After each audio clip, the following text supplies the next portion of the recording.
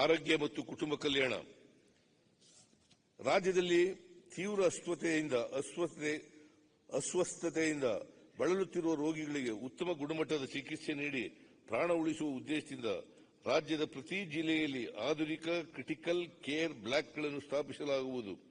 ಈಗಾಗಲೇ 15 ಜಿಲ್ಲೆಗಳಲ್ಲಿ ನಿರ್ಮಾಣ ಕಾರ್ಯವನ್ನು ಪ್ರಾರಂಭಿಸಲಾಗಿದ್ದು, ಪ್ರಸಕ್ತ ಸಾಲಿನಲ್ಲಿ ಉಡುಪಿ, ದಾವಣಗೆರೆ, ವಿಜಯಪುರ, ಮೈಸೂರು, ಮಂಡ್ಯ, ಧಾರವಾಡ ಮತ್ತು ಕೊಪ್ಪಳ ಜಿಲ್ಲೆಗಳಲ್ಲಿ 187 ಕೋಟಿ ರು ವೆಚ್ಚದಲ್ಲಿ ಕಟ್ಟಡ ಕಾಮಗಾರಿಗಳನ್ನು ಪ್ರಾರಂಭಿಸಲಾಗುವುದು.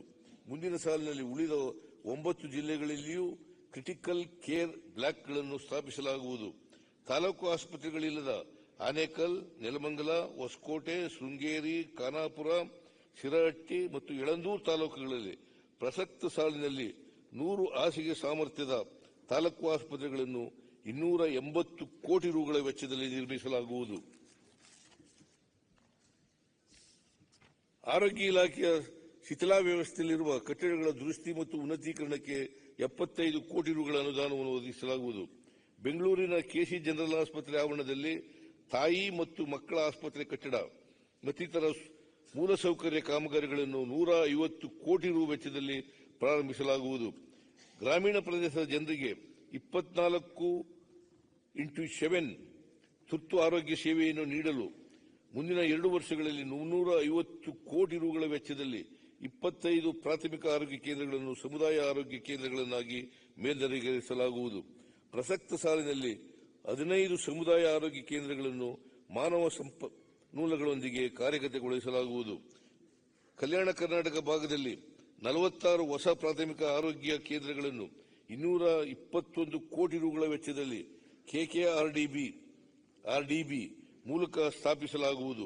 ರಾಜ್ಯದ ಗ್ರಾಮೀಣ ಪ್ರದೇಶಗಳಲ್ಲಿ ಗುಣಮಟ್ಟದ ಆರೋಗ್ಯ ಸೇವೆಯನ್ನು ನೀಡಲು 6493 ಆರೋಗ್ಯ ಕ್ಷೇಮ ಕೇಂದ್ರಗಳನ್ನು ಸ್ಥಾಪಿಸಲಾಗಿದ್ದು, ಪ್ರಸಕ್ತ ಸಾಲಿನಲ್ಲಿ 199 ಆರೋಗ್ಯ ಮತ್ತು ಕ್ಷೇಮ ಕೇಂದ್ರಗಳ ಕಟ್ಟಡ ಕಾಮಗಾರಿಗಳಿಗಾಗಿ 130 ಕೋಟಿ ರುಗಳ ಅನುದಾನವನ್ನು ಒದಗಿಸಲಾಗುವುದು.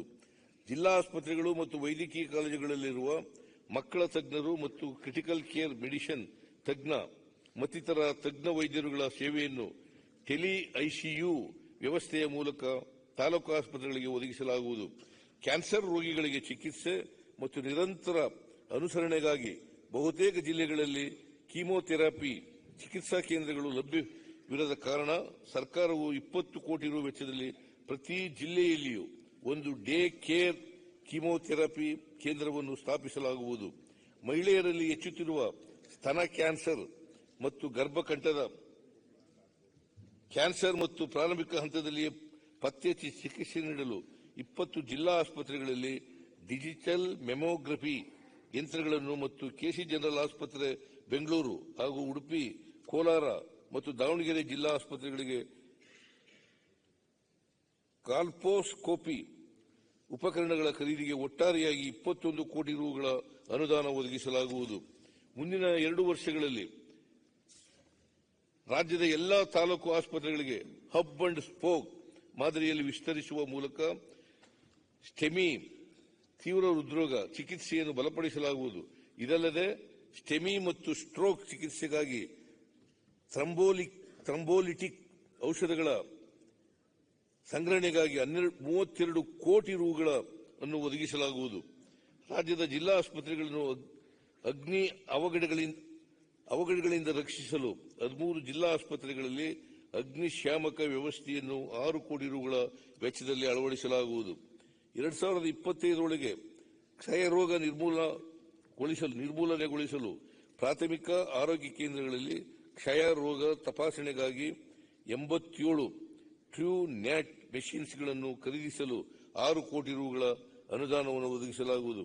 ಕಲ್ಯಾಣ ಕರ್ನಾಟಕದಲ್ಲಿ ಹಿಮೋಫಿಲಿಯಾ ಮತ್ತು ಥಾಲಸೆಮಿಯಾ ರೋಗಿಗಳಿಗೆ ಸೂಕ್ತ ಚಿಕಿತ್ಸಾ ಸೌಲಭ್ಯಗಳ ಕೊರತೆ ಇರುವುದರಿಂದ ಕಲಬುರಗಿ ಮತ್ತು ಕೊಪ್ಪಳದ ಐಸಿಡಿಟಿ ಕೇಂದ್ರಗಳ ಬಲವರ್ಧನೆಗೆ 7 ಕೋಟಿ ರುಗಳನ್ನು ಒದಗಿಸಲಾಗುವುದು. ಉತ್ತರ ಕರ್ನಾಟಕದ ಹಲವಾರು ಜಿಲ್ಲೆಗಳ ಫಸ್ಟ್ ರೆಫರಲ್ ಯೂನಿಟ್ಗಳಲ್ಲಿ ರಕ್ತ ಸಂಗ್ರಹ ಘಟಕಗಳಿಲ್ಲದ ಕಾರಣ ರೋಗಿಗಳಿಗೆ ತುರ್ತು ಸಮಯದಲ್ಲಿ ರಕ್ತ ಪೂರೈಸಲು ತೊಂದರೆ ಉಂಟಾಗುತ್ತದೆ. ಇದನ್ನು ನೀಗಿಸಲು 50 ಹೊಸ ರಕ್ತ ಶೇಖರಣಾ ಘಟಕಗಳನ್ನು ಮುಂದಿನ 2 ವರ್ಷಗಳಲ್ಲಿ ಸ್ಥಾಪಿಸಲಾಗುವುದು. ಮುಂದಿನ 4 ವರ್ಷಗಳಲ್ಲಿ ಪ್ರತಿ ಜಿಲ್ಲಾ ಆಸ್ಪತ್ರೆಯಲ್ಲಿ ಸಂಯೋಜಿತ ಮತ್ತು ಸಾರ್ವಜನಿಕ ಆರೋಗ್ಯ ಪ್ರಯೋಗಾಲಯವನ್ನು ಸ್ಥಾಪಿಸುವ ಮೂಲಕ ಸಾರ್ವಜನಿಕರಿಗೆ ಕೈಗೆಟುಕುವ ದರದಲ್ಲಿ ಉತ್ತಮ ಪ್ರಯೋಗಾಲಯ ಸೇವೆಗಳನ್ನು ನೀಡಲಾಗುವುದು. ಪ್ರಸಕ್ತ ಸಾಲಿನಲ್ಲಿ ಚಿಕ್ಕಮಗಳೂರು, ವಿಜಯನಗರ, ಶಿವಮೊಗ್ಗ, ಬೆಳಗಾವಿ, ಮಂಡ್ಯ, ಹಾಸನ ಮತ್ತು ಕೊಡಗು ಜಿಲ್ಲೆಗಳಲ್ಲಿ ಮತ್ತು 2025-26ನೇ ಸಾಲಿನಲ್ಲಿ ಚಿತ್ರದುರ್ಗ, ಬಾಗಲಕೋಟೆ, ಚಾಮರಾಜನಗರ, ಬೀದರ್, ಕೊಪ್ಪಳ, ರಾಯಚೂರು, ಕಲಬುರಗಿ, ಉತ್ತರ ಕನ್ನಡ ಮತ್ತು ಗದಗ ಜಿಲ್ಲೆಗಳಲ್ಲಿ ಪ್ರಯೋಗಾಲಯವನ್ನು ಸ್ಥಾಪಿಸಲಾಗುವುದು. ಇದಲ್ಲದೆ ಪ್ರಸಕ್ತ ಸಾಲಿನಲ್ಲಿ ಹುನಗುಂದ, ಸಿರಾ ಮತ್ತು ಅಕರಿಬೊಮ್ಮನಹಳ್ಳಿಯಲ್ಲಿ ತಾಲೂಕು ಮಟ್ಟದ ಸಾರ್ವಜನಿಕ ಆರೋಗ್ಯ ಪ್ರಯೋಗಾಲಯಗಳನ್ನು ಸ್ಥಾಪಿಸಲಾಗುವುದು. ಇದಕ್ಕೆ ಒಟ್ಟಾರೆಯಾಗಿ 11 ಕೋಟಿ ರುಗಳ ಅನುದಾನವನ್ನು ನೀಡಲಾಗುವುದು.